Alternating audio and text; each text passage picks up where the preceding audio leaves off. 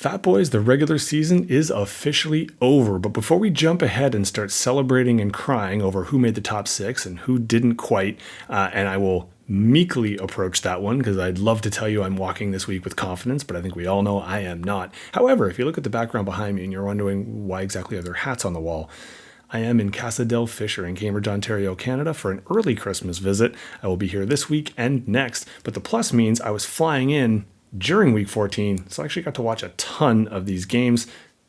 Miss watching them live sometimes. The ref thing is getting a bit crazy, but you know what? Again, I'm getting ahead of myself. Let's focus on just one or two of the key stories from week 14.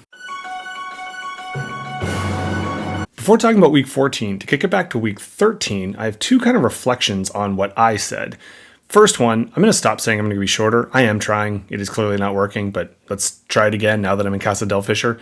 But number two, I went off on all this like ambiguous calls for referees, and then sure enough, like I saw it coming, this week that was the main story. So while week 14 did present itself with a ton of things, we had another quarterback issue in terms of injuries with CJ, and we had the injury that didn't happen in Lawrence, which I still don't fully completely understand. A lot of subplots. We found out that the best three in the NFC might be the best three in the league because the AFC is just a dumpster fire of inconsistencies with even the Dolphins following. It feels like there's been some of those years where the second you get the number one seed, you just fall off. And it seems that is the AFC right now in hot potato.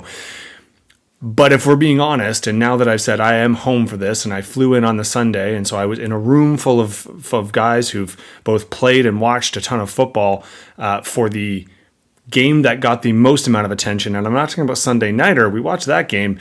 But Chiefs and Bills brought on a whole different level of introspection and critical thought afterwards. Now, I do have to say, number one, I did talk a lot about referees' calls last time, and I kind of let it out that it is this thing where sometimes there are those calls that they make, but they don't need to, and the letter of the law.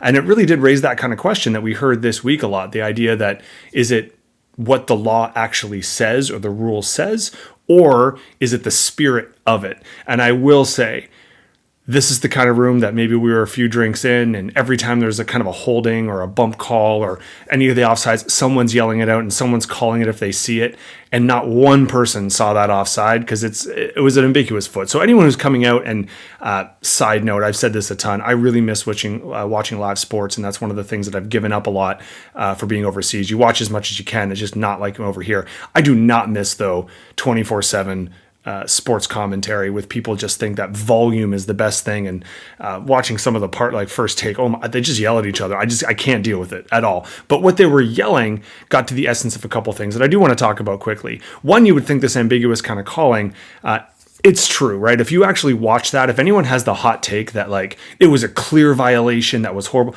it was a clear violation, but it didn't actually change the play. If you honestly think that Tony's foot being a few inches over, they're like it's all over the ball, that's a camera angle. I promise you, it did not impact the play. However, it is technically the rule. Now, I think I was pretty clear.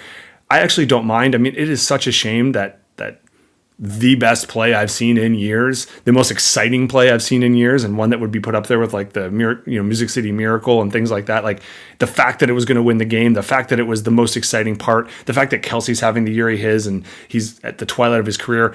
Yes, the referees robbed a phenomenal moment, and it sucks because there was no competitive advantage. But getting over that part, the two things I actually want to talk about, and again, I say quickly, but we'll see. Mahomes and Reed's reaction was super interesting to me, and I think Mahomes especially.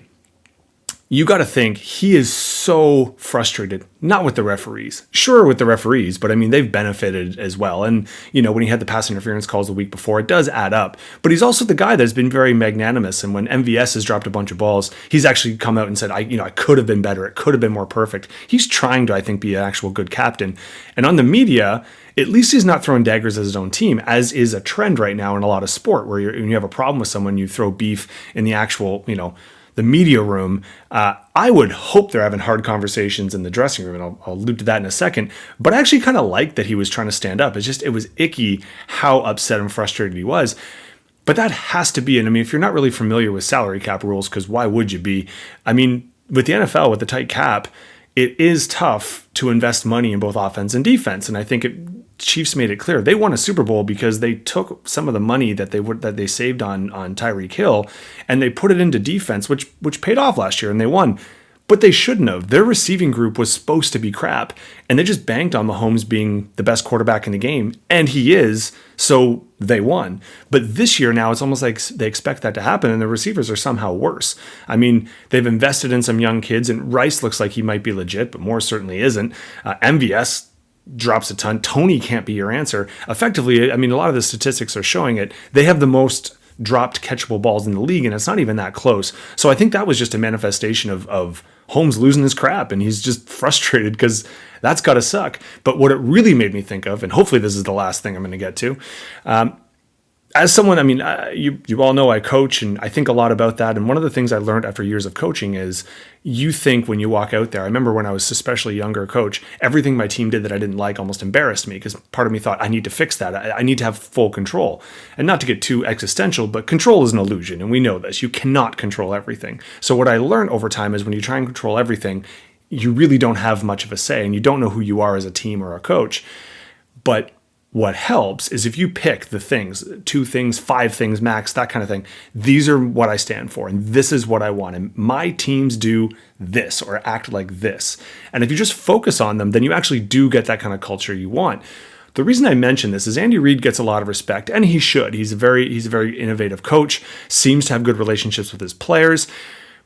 But this Tony situation is kind of highlighting a few things. Now, number one, Kadarius Toney, if you're not familiar, is one of the more talented receivers in the league. And I use that broadly in the league. He's an insanely talented, skilled position player, but has never gone along with the team and has always had issues with discipline, has always had issues with running routes properly, screwing up offensive plays and coverage patterns, blocking patterns. He's out of position a lot. He's actually been offside a few times in his career like this, but even more obvious than this. So this is one of those things that to me kind of exposed. So what can this team stand for if you're bringing in people that other teams have already passed on and like hard passed on after a short window of showing who they are? Unfortunately, this is kind of what you get. And so I do wish that they kept the play going, and not just because I wanted to see how Yahoo scored that. I mean, the lateral, I'm pretty sure Tony would get all the yards for that and Kelsey wouldn't get anything, but does he get the reception because he technically caught it? I actually don't know the rules to this. If you know the rules, send me a message or put it in the comments because I'd love to know how Yahoo would have scored that play, who does get the touchdown credits and etc. and how much goes to, anyway, you get it. That part would have been better. I would have preferred that as an outcome. But what I think this is going to highlight is what kind of team is the Chiefs and what do they stand for? Are they, Tony, I'm glad they didn't put him on blast, but I hope they go to the change room and they put him on blast in the film room and be like, if you just pay attention, this doesn't happen. And yeah, the referee always does the check. I know now they're saying they don't. And if anyone quotes a rule book, they think they're in the wrong. You know this. They're defensive, right? So the fact that right away the referee went all hall monitor on it and just nerded out and said, well, technically we get it, but you do. You always do. And every player that's ever played the game knows that. Every talking head that has never played the game obviously doesn't know that. But this is going to give Andy Reid a way to kind of define, can the Kansas City Chiefs, this is going to look like Mahomes is going to, for the first time, probably, if they don't get knocked out of the playoffs or knocked out early in the playoffs, they're going to have a home or an away playoff game for the first time, I think, in Mahomes' playoff career, full stop. So they get to see how they react. Can the team kind of bounce back? Are these receivers going to actually figure out how to catch a ball? Will they make an investment in the offseason? And what are Andy Reid's non-negotiables? What is he going to tolerate? So let's see. Anyway, was that shorter? I can never tell until I edit, but here's hoping because I want to get straight to what actually matters. We are in the playoff push for fantasy. Week 14, obviously, massive implications. So I'm going to shut up.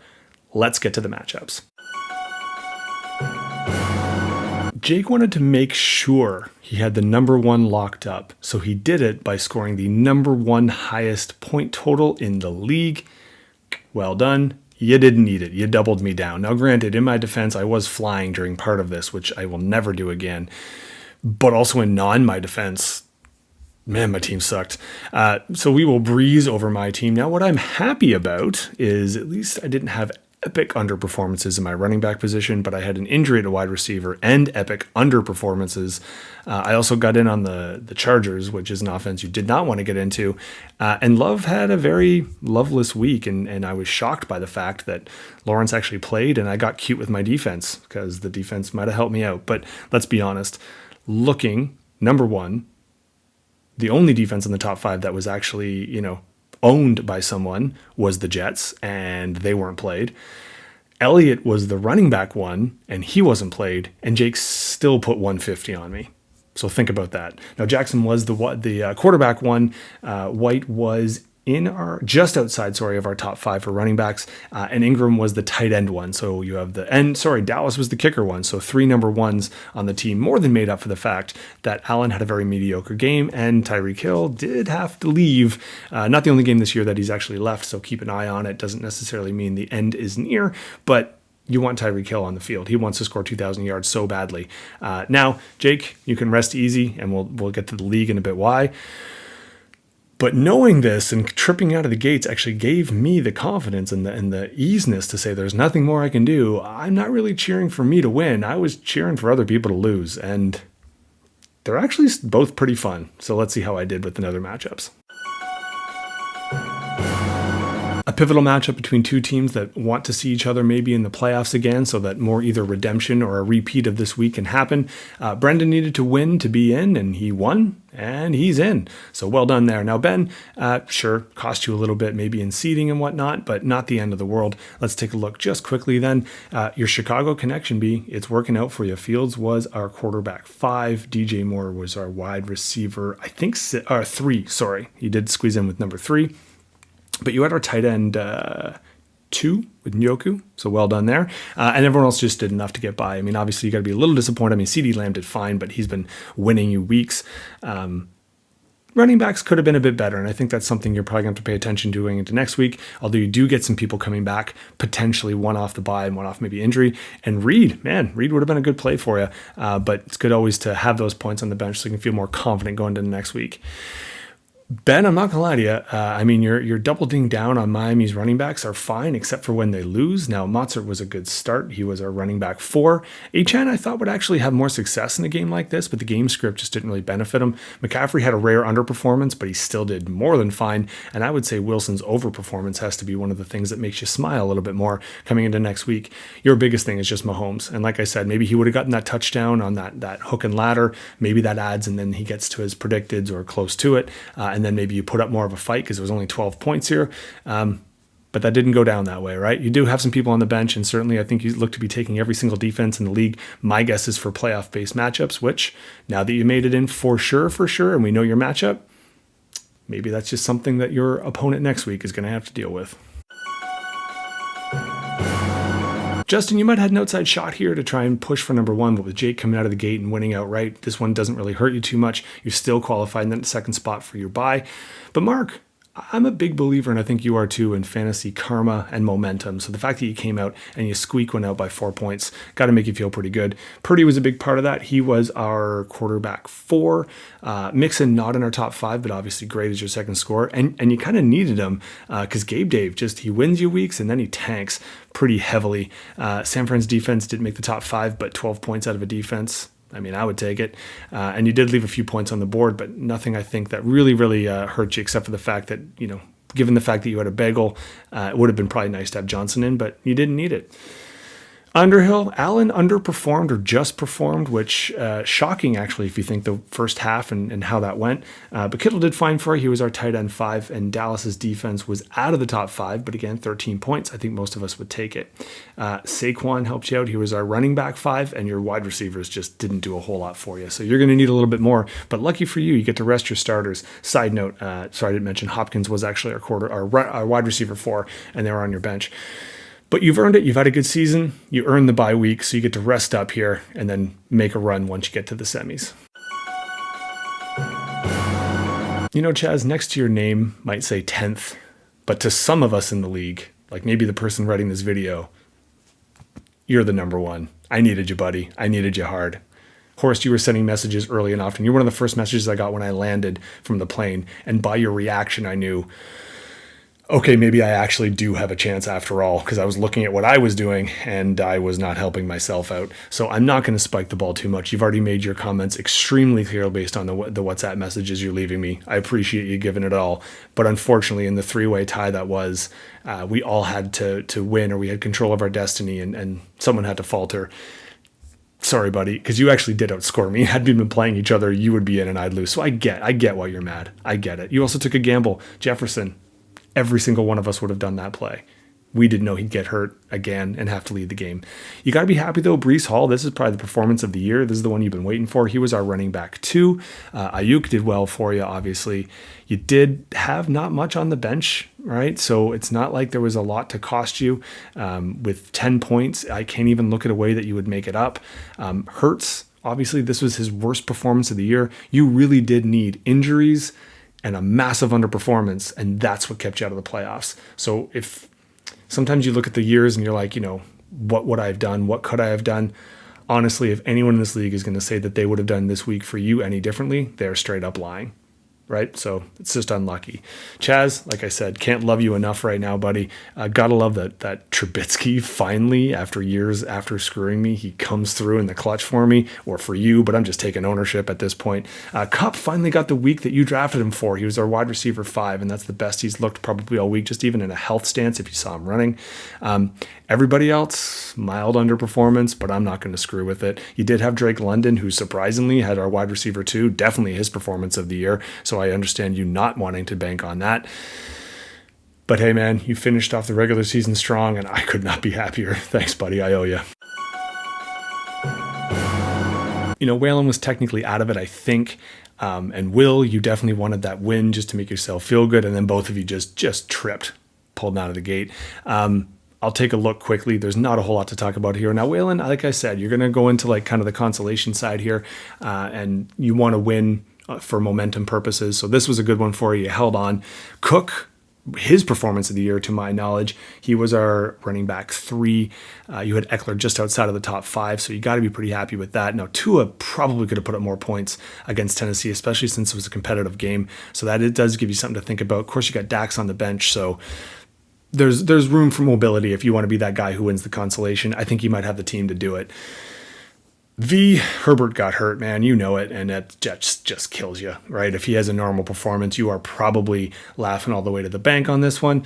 Evans and Chase, both probably one of the worst performances of the year while somewhat healthy. Jacobs, same. Laporta was huge for you, but at least you got your Debo, buddy. He might be the fantasy MVP, the sneaky one, the one that you didn't pick early and often, but is just paying off in dividends. So hang on to him, obviously, because you're top 4, so you made the playoffs. You're going to need all you can get next week, because I think with Herbert's injury, now, again, I've faced this a couple times with injuries. We do have the kind of league, since it's a single quarterback league, there will be some quarterbacks on the bench, on waivers and on free agent. Now you're just going to have to pick who goes off, because it looks like Herbert's out. IR suggests at least 4 weeks. His fantasy season's done, so let's see how you react, pal. The scores we've looked at, now we look at the table. I am going to just go back here and look at the standings so we can see a little bit more clearly. Points for and against. Now here's what I want to walk you through. Waylon winning, I knew would create the tie, but I knew I had him on points, so I was okay. I knew it came down to Kevin and me, because it looked like Ben already had it locked up. And let me tell you, there was a time when it looked like Horst was going to lose, but I wasn't even going to score enough to help keep the differential the same, that he was actually going to pass me. Love had a few random moves late, and that kind of saved my bacon. So, sometimes in high jump, you hit the bar and it just doesn't fall off. That's kind of how I feel. Well, does that count? Or like maybe hurdles where you trip but you go over the hurdle? Yeah, I don't know if there's points off there. I mean, just look up my track and field. I got in by the skin of my butt, and I could not have made this any closer. I'm literally on points differential. We had a 4-way tie from 6th through 9th, and so it really does come down. So next year, when I say some BS and you roll your eyes and I say, go out every week, playing people every single week, making sure you put your best roster forward no matter what, it adds up, dudes. So that's how I got in. Now, taking a look at us, though, what else do we have in common? We all led up in the 1600s. We were all some of the teams who teams went off on. So, Jake, I'm not taking away your thunder, because you were definitely our highest scoring person of the league or the year. You had a 2-game lead. You had this locked up. This was your league in the regular season. I'm just saying, you did have teams not maybe always go out. So, you are a top dog, but we're all going to be gunning for you. Now, how this looks going forward, obviously, we got our playoff structure here. We got our 2 buys. Ben and I are going after it. V and B in the Battle of the Consonants. Super excited there. In terms of the consolation, because I do pay attention to you, consolation, I'm not going to forget you. It's just a semi and a final. You see the breakdown here. Always nice to say you won the consolation championship. I would be open for coming up in the future with something that the consolation champion gets. I'm thinking maybe like I don't know, we can do something maybe for next year's picks. Let's let that marinate. Let's think about something we can do, because I like making these worthwhile other than just your Yahoo bronze/gold. But when it comes down to it, this is why we play the game, folks. We're now down to our final 6. Quarterfinals-ish. There's not quarter because 2 get the butt. You know what I'm talking about. But week 15, let's see how she shakes down. Just looking quickly at the predicteds. Now I know we've got some injuries and you've got some people that have to be put in, but both right now look like they could be tight. Ben, I got to hope Mahomes does not go off randomly in week 15. B and V, you're going to have some injuries to deal with. Let's see what the waiver presents, and let's see how we fare in round 1 of this year's playoffs. Best of luck to all. I freaking love fantasy.